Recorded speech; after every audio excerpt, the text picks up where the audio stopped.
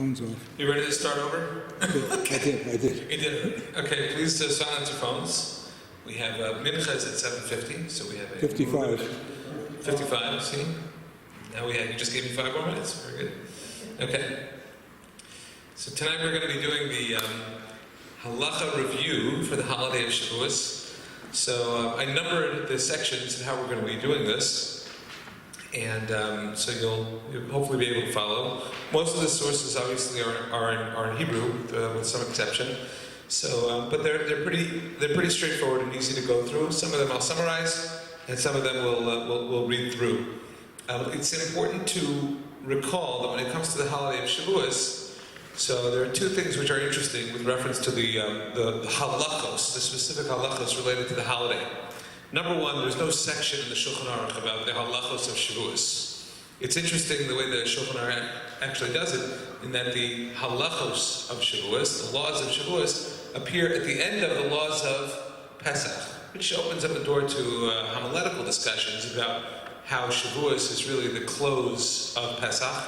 As we all know, we're in the middle of counting Sfiras Omer. Sfiras Omer started at Pesach, and it ends at Shavuos, or right before Shavuos. So that's the first piece, that Shavuos appears in the halacha at the end of the laws of Pesach, and of course the laws of Shavuos in the Shulchan Aruch focus primarily on the davening, or the laning really. What's the laning for Shavuos? What's the haftarah for Shavuos? And the like. Now I didn't even put in here, but there is a custom, of course, to read the Megillas Rus on Shavuos.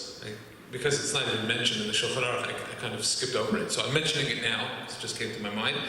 I'm going to give shiurim related to that over the course of the weekend, because we have a 3-day Yom Tov this year with Shabbos leading into Shavuos. So those connections will be addressed at that time. The other laws of Shavuos, particularly the laws of Yom Tov, are the laws of Yom Tov, and it's the same for every Yom Tov, just as far as how the laws relate to the laws of Shabbos, etc. The fine distinction being that, of course, for Yom Tov, cooking is allowed in the manner that it is, and that means that as long as the fire is on in advance of Yom Tov, and the idea of cooking takes place on Yom Tov for the sake of the meal that you're going to have, and not for the following day. So more or less, cooking is pretty much permissible in just about every way when it comes to the holiday, as long as you're preparing it for the meal at hand. Okay. Now there is a distinction which we're going to get to in a few minutes in number 3, which is going to be probably for everybody here the biggest chiddush of the evening. Okay, in advance of the holiday of Shavuos, we have number 1, which is the preparation of decorating the shul. Now there are actually 2 components to this. Number 1 is bringing out decorations for the shuls in and of itself. That's the first source that you have in the Shulchan Aruch. Noagin l'shtoach esavim b'Shavuos bebeis hakneses v'habatim. There's a custom to decorate with greenery on Shavuos in the shul and houses. Zeicher l'simchas Matan Torah is a commemoration of the joy which took place at Matan Torah. So what does this mean? This means that if you look at the Mishnah Berurah on the left, he says, Zeicher l'simchas Matan Torah. What's the connection to the giving of the Torah? Shayusham esavim saviv har Sinai k'dechsev hatzon ve'abakar al yiru. The Torah tells us that at the time of the giving of the Torah, there was greenery around the mountain because the animals were forbidden from partaking of the greenery at the time of the giving of the Torah. Right? Make sure your animals do not graze at this time. And so, since there's a lot of commemoration of the giving of the Torah, which takes place in the holiday of Shavuos, so it begins with decoration. Decoration of the shul, decoration of your house, to commemorate what took place at Har Sinai. The Mishnah Berurah goes on to describe a custom which is not that prevalent. I've never seen it. But he says, in places where the custom was to divvy out, to distribute fragrant flowers or the like in the shul, it shouldn't be given out during Shachris until after the Shemona Esrei, because a person is not supposed to have any interruption not supposed to interrupt your davening in any way from the time that Pesukei D'Zimra begins until Shemona Esrei ends. And if you're going to give somebody a fragrant rose or flower or whatever, and they're supposed to make a bracha on the smell, so that would be an interruption. So it's better to do it afterwards so that they can do that. And he quotes another custom, which we're actually going to see in the Magen Avraham as well. So we'll just read it here. So we'll skip it in the Magen Avraham. And he says that there's also a custom to put trees, actually, ilanos, trees, not just green basic nesa, ubabatim, and in houses, zecher shebe'atzeres nidono al peres ha'ilan, because the Mishnah in Rosh Hashanah talks about how there's a Rosh Hashanah which takes place on Shavuos when the world is judged for the fruits of the trees. Okay? Now, has anybody ever seen that custom to put real trees in the shul? You have? Well, they clearly don't follow the Gra, because the Vilna Gaon says, last 2 lines in that source, V'hagra bitel minhag zeh, mishum she'achshav hu chok ha'amim la'almid ilanos b'chag shalahem. The Gra said, don't put trees in the shul anymore, because that's a non-Jewish custom to put trees in their places. Okay, which is interesting. If you look at the history of the Christmas tree, it actually became more prevalent around the time that the Vilna Gaon lived, which is in the late 1700s. It was more of a Germanic custom, primarily in the realm of royalty. Why do I know this? I gave a class once about this stuff. And then it really became even more prevalent with the advent of electricity and electric lights, which is in the, when was that, late 1800s? Right, is that, I think that's when electricity started to make its rounds. So then it became, in everybody's household, not just in the homes of the wealthy. It's the type of thing you don't want to be lighting with candles for obvious reasons. But once you have electric lights, then it can become a custom which is widespread. So the truth is, it's not really a real minhag. It's only relatively recent, but obviously in the time of the Vilna Gaon, if he felt that it was already making its rounds in Lithuania, then I guess that is a good reason to get rid of the custom. Okay, there is one other piece to this. That's the Mishnah Berurah on the right side in the middle. And he says, what happens like Shavuos this year? Shavuos falls out on Sunday. So you want to normally prepare the shul, the house with the greenery. You want to do that on Erev Shavuos. But the problem is, if Erev Shavuos is Shabbos, it's not a proper time to be doing so. So what does he say? You don't want to do it on Shabbos because you prepare on Shabbos for Yom Tov. Okay, so if you're going to be doing it on Shabbos, even if you could do it on Shabbos, right? What are you doing? You're just hanging a plant, or you're hanging whatever greenery. So that's not something which is in and of itself forbidden on Shabbos, but to do it for the sake of Yom Tov, that's forbidden on Shabbos. You can't do a preparation for Yom Tov on Shabbos, and so therefore it says. Ve'in Shabbos mechan Yom Tov, el yishtachem b'Yom Tov gufa or b'erev Shabbos. So either hang it up on Yom Tov itself, once Yom Tov begins, whether at night or in the morning, or do it on Friday. And that is the way to decorate if a person is going to decorate using greenery or flowers or whatever it may be, as long as they're not putting up a tree. Okay, the next idea here is the Sfiras Omer, the concept of Tamimos for the first night. So there is a widespread custom to begin Shavuos in the evening, when it's Daven Ma'ariv really, at Tzeis HaKochavim, at the time that the stars come out. Now this year it's not even a question because Shabbos is leading into Shavuos, so Shabbos kind of has to end before Shavuos can really begin.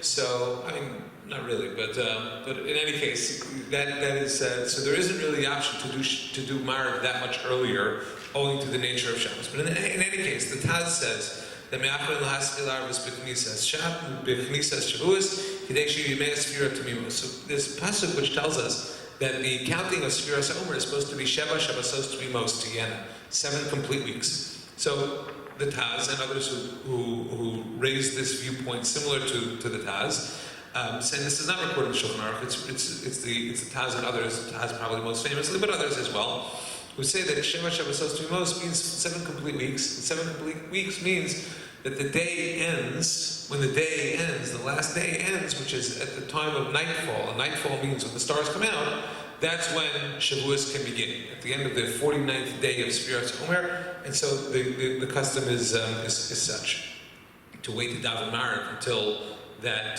time period has come, when the stars come out.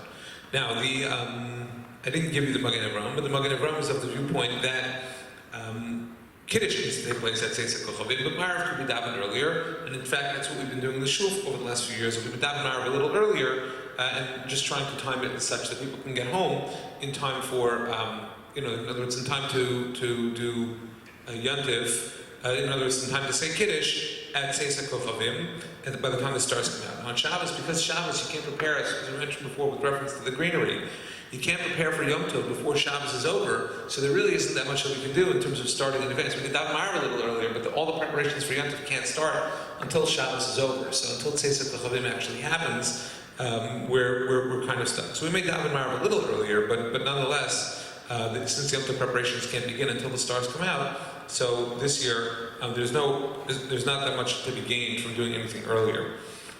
The Ksav Kabbalah, Vayikra Rabbah, and the Alkid Yosef, these are shiurim I've given in the past on the first night of Shavuos. That's where these sources actually came from, at least as far as my having them. And they reference a different viewpoint of how to look at the word Tamimos. What does it mean, Tamimos? Tamimos means complete. So the Vayikra Rabbah tells us, and we'll just read this one inside, the other ones I'll tell you outside. He says, Tani Rabbi Chia, Sheva Shabbasos Tamimos Tiena. Then what does it mean to have 7 complete weeks? Amos Sayhin Tamimos. When are those weeks? Tamimos.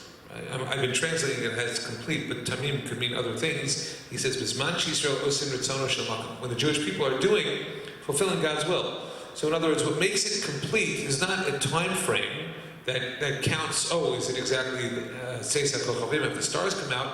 Or it's about the attitude that the people have. How are the people relating to God during this time period? That's what makes it complete. That's what makes it profound. That's what makes it meaningful. That's the viewpoint of the Vayikra Rabbah. The Ksavia Kabbalah, he asks a very simple question.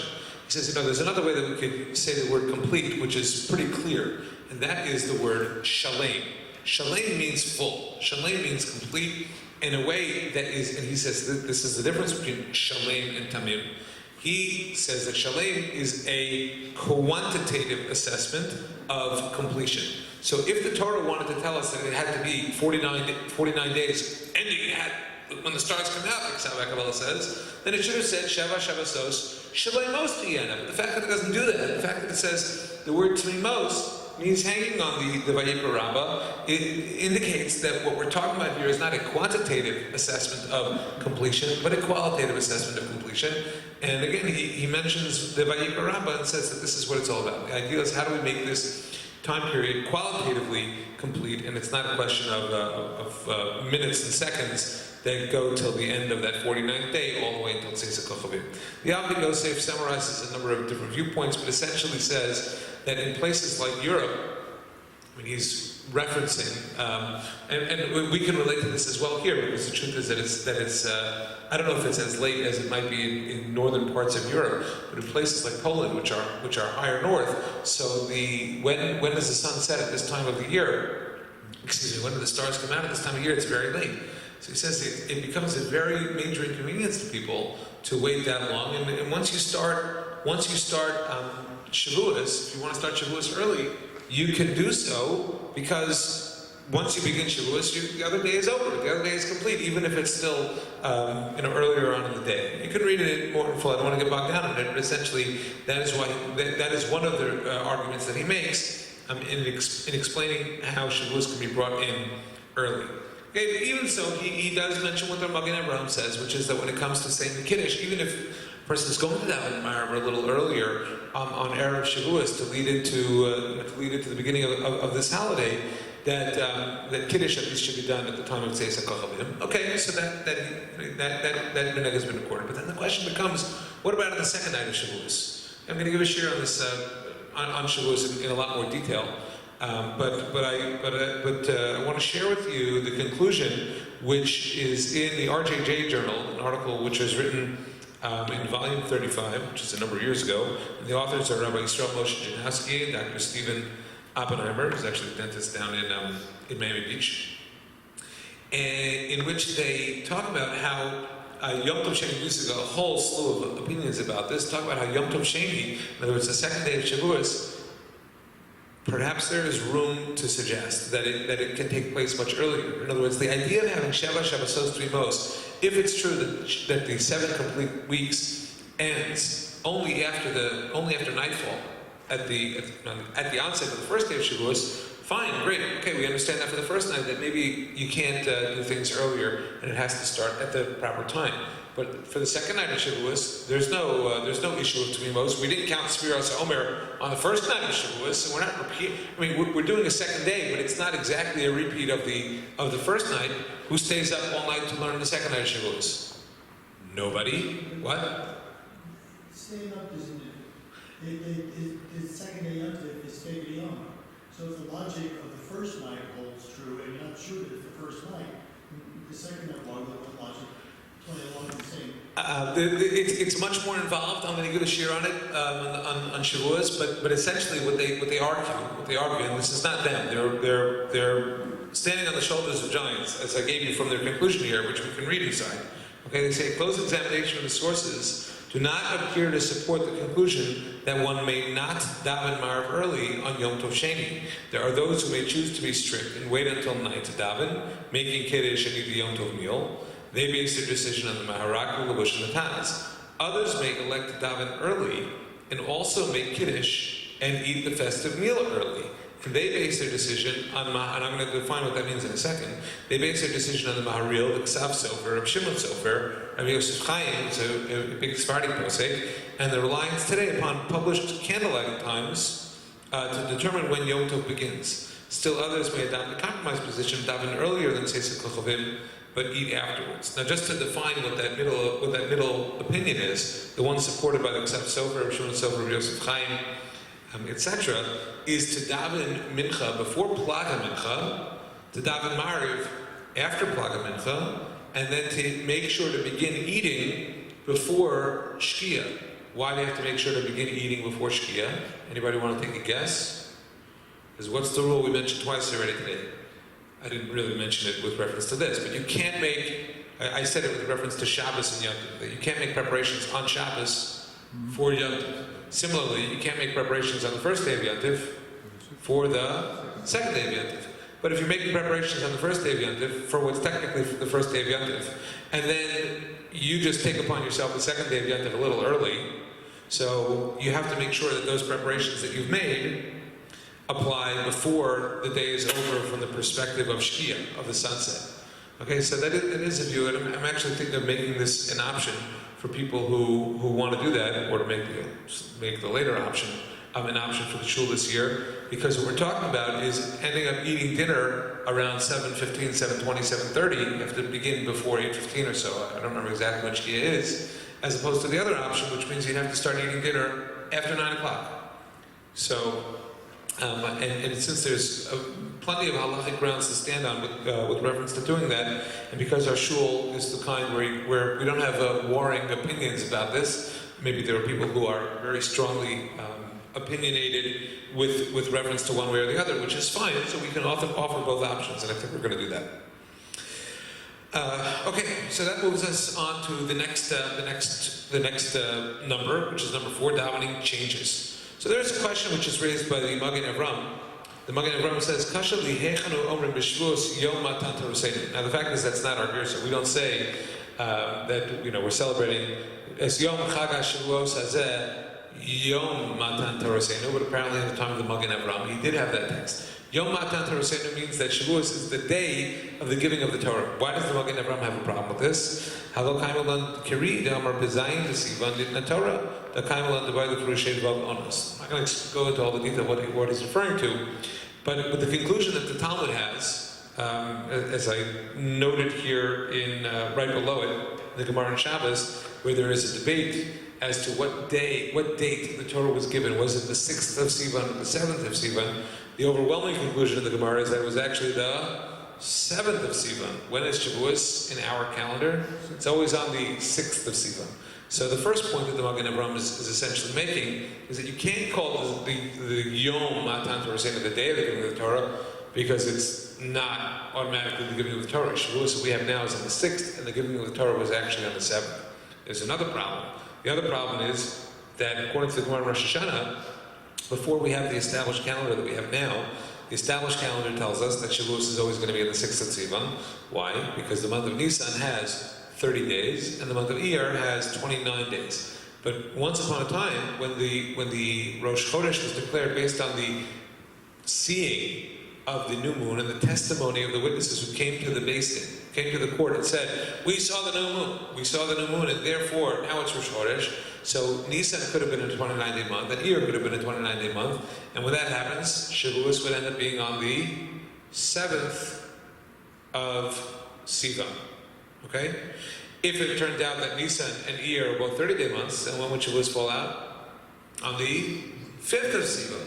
Because the date of Shavuos is not given to us in the Torah. The date of Shavuos is the day after 49 days, the day after counting 7 weeks. So there isn't a specific date in the Torah, and therefore we have to look at this and say that what this is all about is Zman Matan Torah, the time of the giving of the Torah, not the actual day. Aside from the fact that Rashi says in the time of the giving of the Torah, by Yom Hazeh Bo Bar Sinai, on this day they came through the wilderness of Sinai. Rashi says, why by Yom Hazeh, and why doesn't it say a date? Because it's on every day that we have to view ourselves as having received the Torah, and so this is why our text of the davening references Zman Matan Torah Seinu.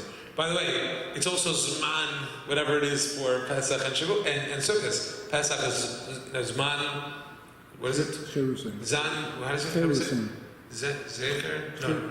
Zman Cherusim. At the time of our freedom, what do we say for Sukkot? Zman Simchaseinu. So we can't say Yom Cheruseinu, we can't say Yom Simchaseinu, we can't say it's the day of, because Pesach covers a number of days. So if we just had one day of Pesach, we could say it's Yom Cheruseinu. But the fact is that Pesach covers a number of days, and so therefore we have to reference a time period as opposed to a day. And since Sukkot has Simcha on every day, you can't say it's Yom, because it's not only one day, it's every day, so therefore it's Zman. Okay, everybody knows when it comes to Shavuos that there are customs of eating. It's one of the only holidays where we actually can't say, they tried to kill us, we won, let's eat. But we can say, let's eat. So that's what we do. And when the Shulchan Aruch, it's actually the Ramah, who records a number of customs related to eating on this time. So the Ramah says that there is a custom to eat dairy products on the first day of Shavuos, and he even gives us a reasoning. He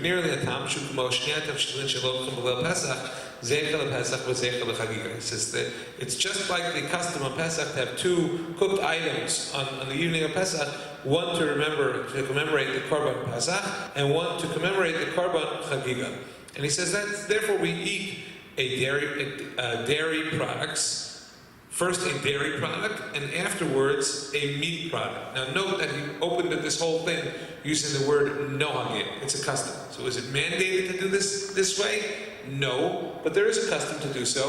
Of course, if you're going to a shul such as this one, where we're going to have dairy delicious stuff for the learning, so you might not want to eat the meat in the evening, but of course we'll have parv as well. But nonetheless, that is the custom. Why dairy and why meat? Well, meat because that's what a Yentav meal is supposed to be. Why dairy? Well, we're going to get to the dairy reasons in a second. He doesn't really spell them out. But he says, you have to turn over the page because of the way this whole thing laid out.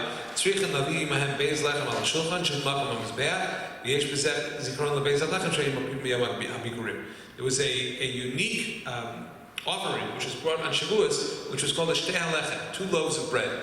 So he says, bring 2 loaves of bread at this time to remember. Now, what's so unique about that? When do we not have 2 loaves of bread? We always have 2 loaves of bread. Every Shabbos meal we have 2 loaves of bread. Every Yom meal we have 2 loaves of bread. He says, but in this meal you have to eat both loaves of bread. And how do you make sure to do that if you're eating dairy and you're eating meat? So this is a very rare case. Because the Shulchan Aruch actually in your day, when it talks about baking of bread, it says we do not make milchik bread. You know why we don't make milchik bread? Because you may come to eat your milchik bread with fleishings, with meat, and that's a problem. This is why Arnold's is the only hot dog bun that you can buy in a regular supermarket, because every other hot dog bun nowadays has milk in it. And so therefore they're dairy, and because they're dairy, you can't eat it with a hot dog. And that's why the hashgacha places will never certify hot dog buns unless they're parv, because they know you're eating it with meat. And it just also follows along the lines of what the Shulchan Aruch says about not eating bread, not making bread actually, which is dairy. However, look at this. The Magen Avraham. Look at this, the Magen Avraham, on the second side of the page. He says, tzrichin lav, you have to bring 2 loaves of bread. Da'asur lechol basar v'chalav milechem echad. You cannot eat meat and milk along with the same loaf of bread, because you may come in contact with the dairy, and then you'll eat it with the meat. You may come in contact with the meat, and you'll eat it with the dairy. So he says, v'lachein nagu la'afoso in chema. He says, therefore, for Shavuos, a unique exception to a rule is to actually make a bread with butter.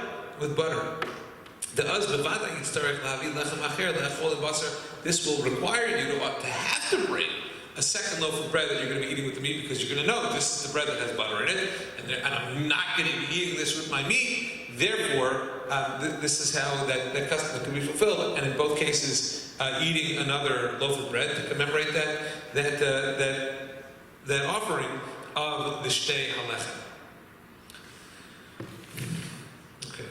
So now, just a couple more things related to the dairy. So the Machatzis HaShekel says, he says, be careful, because if you're going to be eating hard bread, then you have to wait at least an hour, and some even say 6 hours. So you don't want to have a dinner that lasts all night, okay, on Shavuos.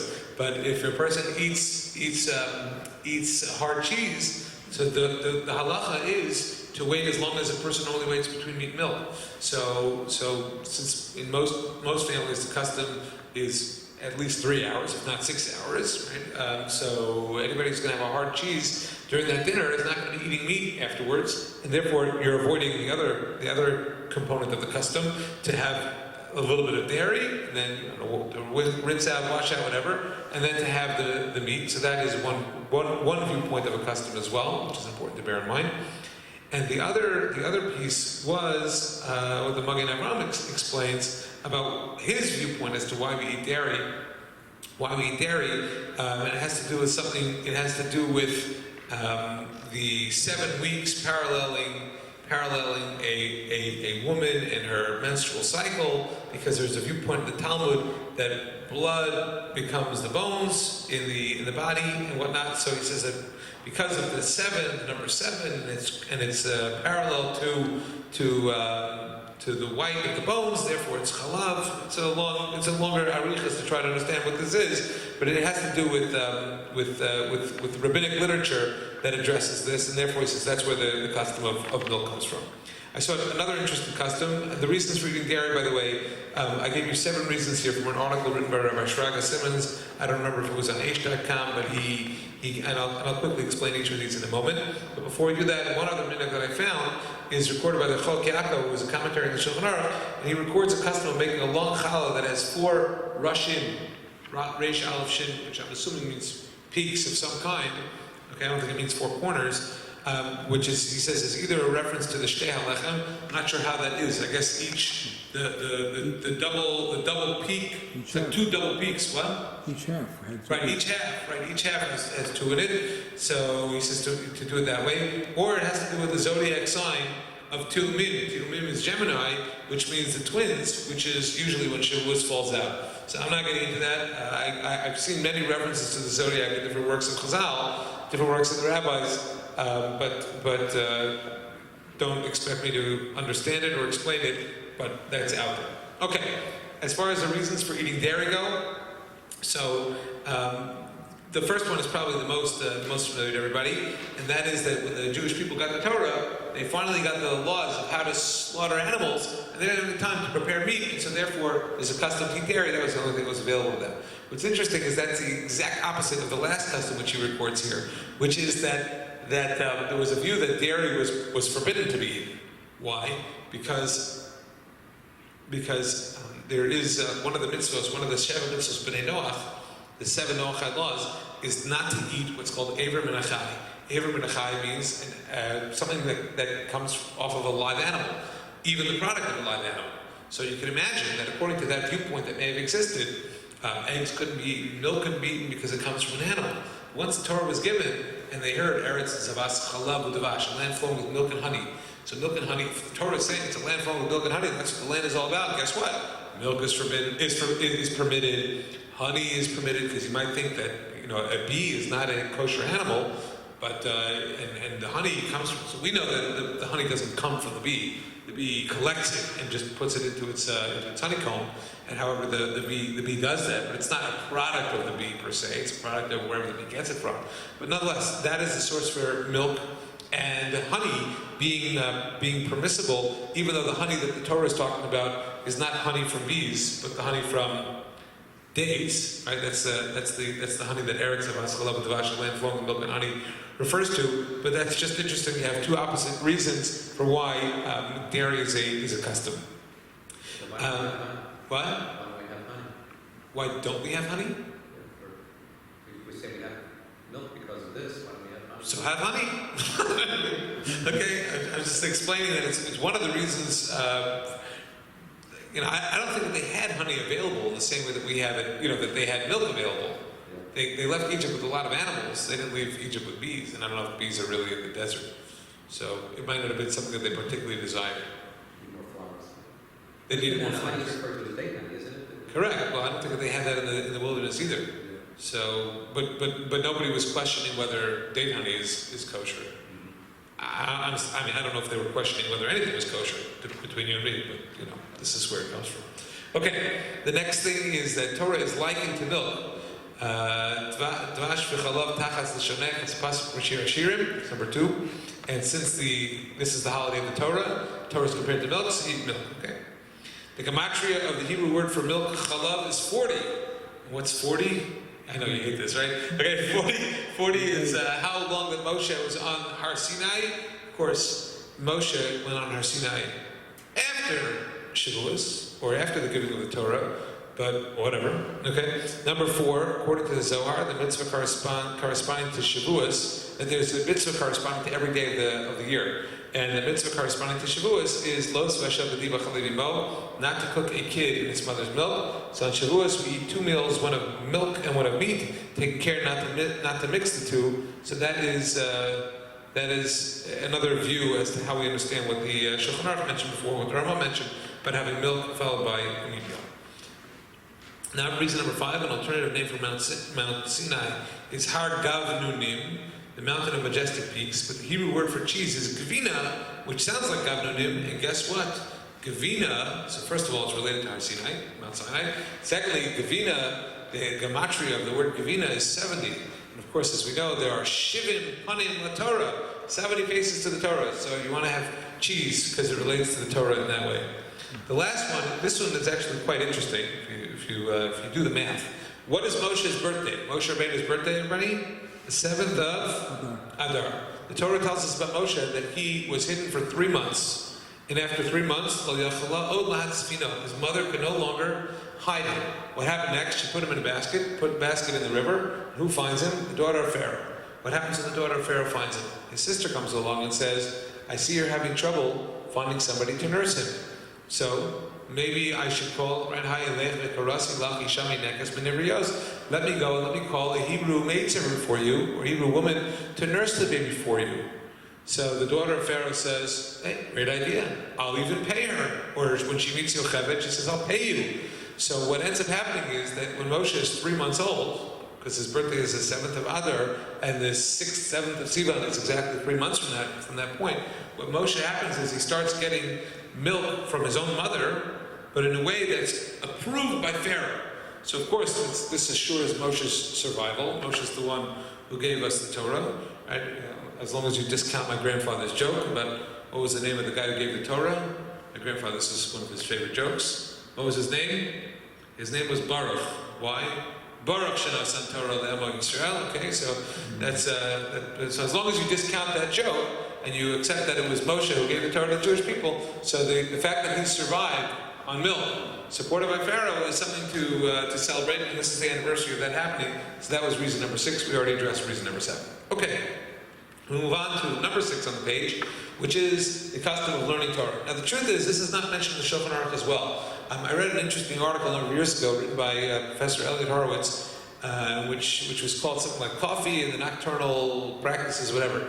Essentially, coffee was discovered in the 1600s, and he makes the argument very persuasively that with the advent of coffee, it now became very easy for people, or much easier for people, to stay up all night. So all the practices related to staying up all night come essentially from that time period. What happened to be sprouting in the Jewish world around that time period? The Kabbalistic world of Tzfas. Okay, when did the Ari live? Around the same time that coffee came out. Now, we're not going to start trying to analyze that, but it is interesting that with the advent of coffee, now people have all these, tikkun leil, whatever it may be, where you're going to stay up all night and you're going to be able to function the next day. So how does that happen? Well, that's where caffeine comes in. Okay, but as far as the custom, now, it's not to say that the Midrash doesn't say that the Jewish people were wrong in that they missed, right? They mentioned that the Jewish people overslept. They slept through the giving of the Torah, but it's the Kabbalah, it's the time of the Arizal when it came out, but we need to do a tikkun. We need to do a correction. We need to fix this up.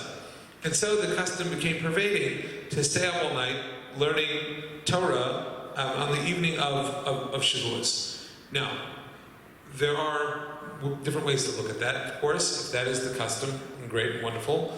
I wonder the benefits of it for those who end up staying up all night. If they get a lot of learning, that's a beautiful thing. If they don't get so much learning, they just end up just drinking a lot of coffee and schmoozing, which is what I've seen in a lot of places. So even though they're up, for davening in the morning, what happens after davening is over and during davening? Okay, they're falling asleep and they're going to sleep the rest of the day. So I don't know if it's always necessarily a tikkun if that's the practice which ends up happening. So I would highly recommend to anybody who's aware of themselves, and I think that's generally speaking the attitude here, and that is that if one wants to dedicate the day of Shavuos to learning Torah, then do it during waking hours as per normative, just practice for how a person conducts one's days, and just spend a lot of time learning during the day instead of taking a nap in the afternoon, and instead of schmoozing, instead of talking, instead of doing other things, spend the time dedicated to Torah learning. That is certainly a different way to establish this tikkun. And you'll see, just as an example, the Mishnah Berurah on the left side, it says Isa b'Zohar. What's the Zohar? Right? It's a Kabbalistic word. Shechasidim harishonim hayinurim kol layla v'oskim Torah ukvar nagu rov halom l'masos kain v'isa b'shulchan aruch ha'arizal da shekol mi shebalayla lo yoshen klal v'ikar v'yosik b'Torah muftach lo sheyashlum shnaso v'lo yera lo shum nezek. So the Arizal was fond of saying that somebody who stays up all night learning will be blessed to have a complete year, will fill out that year. So if it's a segula to live until Rosh Hashanah and Yom Kippur, may that be the case. That's a beautiful thing, assuming that is true. Otherwise, as I said before, this is a Kabbalistic idea, which is grounded, in other words, the custom to stay up is grounded in the Midrashim, as I mentioned before. There are other viewpoints that record this custom, but they all go back to the Zohar. The Ibn Ezra says, "Hayu nechonim l'yom hashlishi." In the pasuk in Shmos, he says, "Ulai lo yishan adam b'hem b'layla." Maybe a person shouldn't sleep during the nighttime. Sheyishmu kol Hashem b'boker, so they should hear it in the morning. Kederach Kohen Gadol b'Yom Kippurim, just as was the practice for the Kohen Gadol to stay up all night on Yom Kippur in the time of the Beis Hamikdash. He says that maybe that's a good practice, but again, ulai, maybe. The Birkei Yosef on the tour says, he attributes this custom to the Zohar, Leil Shavuos. He also quotes the Ari, who says, that husbands and wives are forbidden from having relations on this evening unless it is the night when the woman is supposed to go to the mikveh. Okay, this opens up the door to Pandora's box, which I actually hinted to in the next section, which is other related topics, learning Torah and a related prohibition. Think recreating Har Sinai. So what is that referring to? So the Torah tells us that before the giving of the Torah, husbands and wives needed to separate. This is actually alluded to before. I kind of glossed over it. I really skipped over it. I think it was the Magen Avraham somewhere who mentioned the Sheish Onos. Yeah, in four, where the Magen Avraham talks about the Sheish Onos. So he talks about how husbands and wives were separated on that time in preparation for the giving of the Torah. So if we are in fact reenacting that, then of course that is an appropriate form of behavior to separate. And the truth is that there's a whole schemata of halachic sources which talk about different points in the year when there is a custom to stay up all night, such as on Hoshana Rabbah. There is such a custom. I think it's the seventh night of Pesach, if I'm not mistaken, and other times as well. And each time where it's mentioned that the person needs to stay up all night, the other side of it is that marital relations are forbidden. Now, it's important to bear in mind that, with the exception of Yom Kippur, Tisha B'Av, and when a person is sitting Shiva, and of course during the Nida period, there isn't times when this is forbidden. These are all customs, but essentially the thought process is like this. Well, if marital relations is forbidden all night, you may as well be learning Torah, and that is where all this comes from. Okay? One could certainly make that argument because the source, and I have many sources here. I gave a share about it here once on Shavuos night. But there are many sources that suggest that parallel, which is rather interesting. The other piece of it is Simchas Yom Tov and the meat conundrum. We talk so much about how there's a prevailing custom to eat meat, but there's the other side of what it means to have simcha, to have joy in Yom Tov, and how is simcha accomplished? How do you have joy? Ein simcha ela b'basar v'yayin, wine and meat. So the wine you can have no matter what. But if you're supposed to have meat meals, it's coming into conflict with the dairy idea. So it's I don't think it's inappropriate to have a meat meal despite all the dairy stuff. But there should be a balance nonetheless, owing to the high attention that is given to milk during this time period. Okay, a few other final thoughts. There's no fasting on Motzei Shavuos or the day after Shavuos, the Shulchan Aruch tells us, and the Magen Avraham explains Mipnei Kishachal Atzeres B'Shabbos Haya Yom Tevuach HaKarbanos Achar Shabbos. Right? When Shavuos fell out on Shabbos, they wouldn't do the slaughtering of the Karbanos on Shabbos itself, and so they would do it Motzei Shabbos, and they would eat those Karbanos on the day after Shavuos. So, owing to a nod to that custom, one should not fast on the day after Shavuos. I don't know how many people would fast, but I guess if a person needed to undertake a Tainis Chalom, a fast for a bad dream, or for whatever reason that a person might fast, so that fast is not to be undertaken on the day after Shavuos. And finally, the last thing which is mentioned in the Ramah as well is the custom related to the recitation of Tachnun from Rosh Chodesh Sivan until, and that's the question, until when? So take a look at the Ramah. Okay, we're in the very last box in number 9. The Ramah says the following: Right? Remember, Shavuos is the 6th of Sivan and the 7th of Sivan. Obviously, we're not saying Tachnan on those days as well. And but he says so until the 8th day, which would presume the Hainu Achar Isru Chag. So in other words, you wouldn't say Tachnan on the 8th day as well. Okay, the 8th day. The Mishnah Berurah, not here, interestingly enough, but it's the Mishnah Berurah, the laws of Tachnun, which we recently covered in Shul, because we're learning those halachos. But that's where it says Ad Achar Shavuos, and he says Yesh Mekomos Nogin Shalol Lipol Kol Shisha Yamim Shachar Shavuos. There are some places that have the custom not to say Tachnun for 6 days after Shavuos. Mipnei Shar Karbanos Shel Chag Shavuos Hoylen Tashlum Kol Zayin. Because the Karbanos of Shavuos, if a person missed them for whatever reason, they could bring them for 7 days. Now, we just saw before how a person could do it the day after if Shavuos fell out on Shabbos. Well, why 7 days? Anybody want to take a gander? Anybody want to guess why 7 days? Because Shavuos, unlike Pesach and Sukkot, only has 1 day. So Pesach and Shavuos, people had all of Chol Moed to get to the Beis HaMikdash, but on Shavuos you don't have that option. So those who couldn't make it for Shavuos itself had a few more days to come and bring their korban for Shavuos, and therefore, in commemoration of that, there is this custom not to say Tachnun. So when does it end? When does it end? So the Magen Avraham says, let's see. Actually, let's do the Shara Tshuva first. He says. No, I'm just kidding. We already did the viewpoint that says 6 days. That was Mishnah Berurah. Magen Avraham says, Yesh Mekomos Nogin Shalol Lipol Shiva Yamim Achar Shavuos. The Mishnah Berurah says 6 days. The Magen Avraham says 7 days. Mipnei Shar Karbanos Hoylen Tashlum Kol Zayin.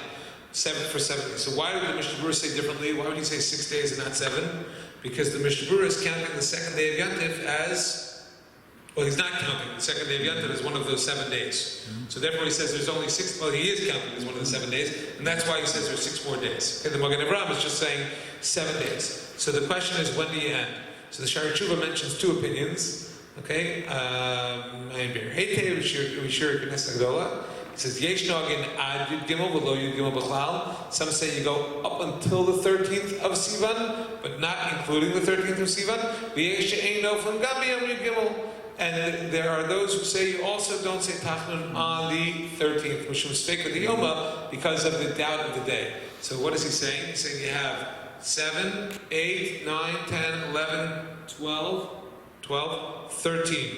Okay, so that's 7 complete days after Shavuos, instead of saying that it would be the 6th, which was the day of Shavuos, 6, 7, 8, 9, 10, 11, 12. That would be 7 full days that you normally could bring the Karbanos on Shavuos. He says because of the Sfeik of the Yomo, you go an extra day of not saying Tachma.